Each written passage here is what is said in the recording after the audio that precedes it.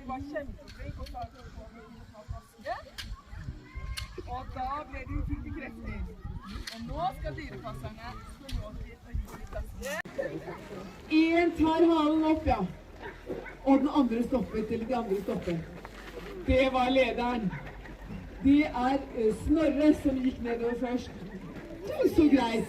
Tok halen opp og sa bare beskjed, det er min mat, ikke prøv dere. Var ikke det enkel måte å si det på?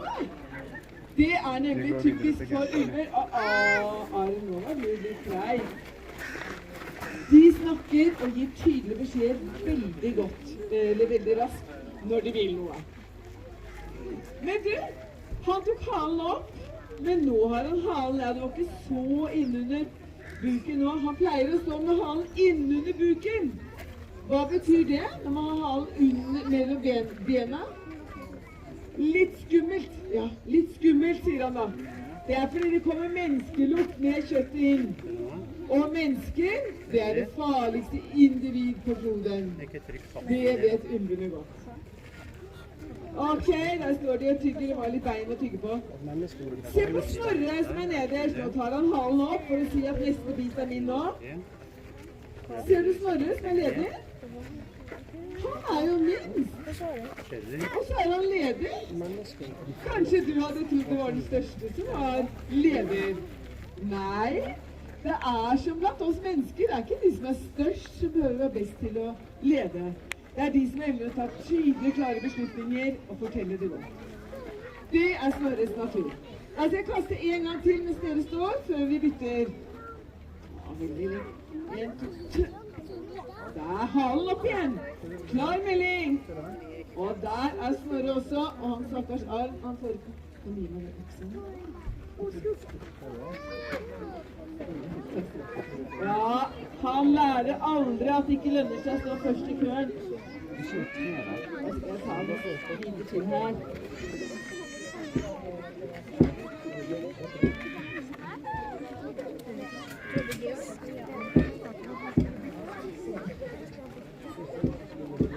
Ok. Dere, da tar dere og trekker tilbake dere som har stått langs gjerdet.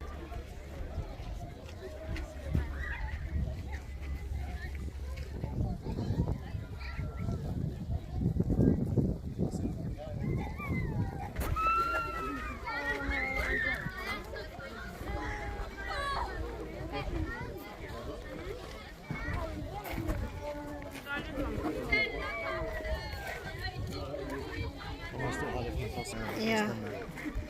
Ja. Hva spiser de? Hva spiser de? Ja.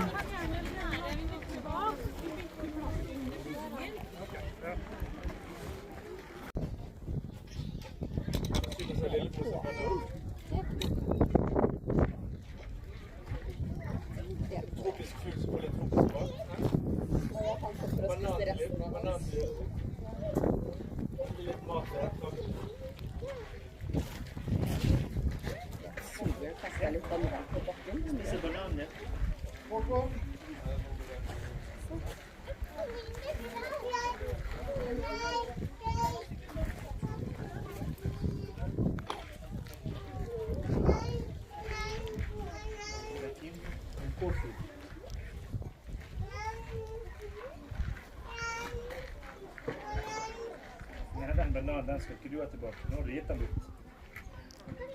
Nå er det dyrene som skal få.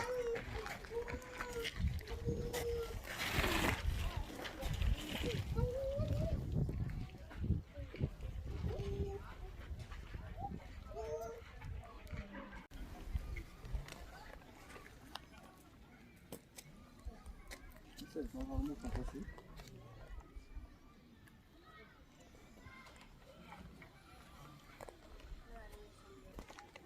Fin.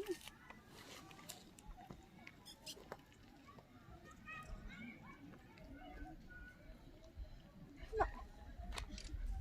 Se så fin den er. Det var kort hale. Men er det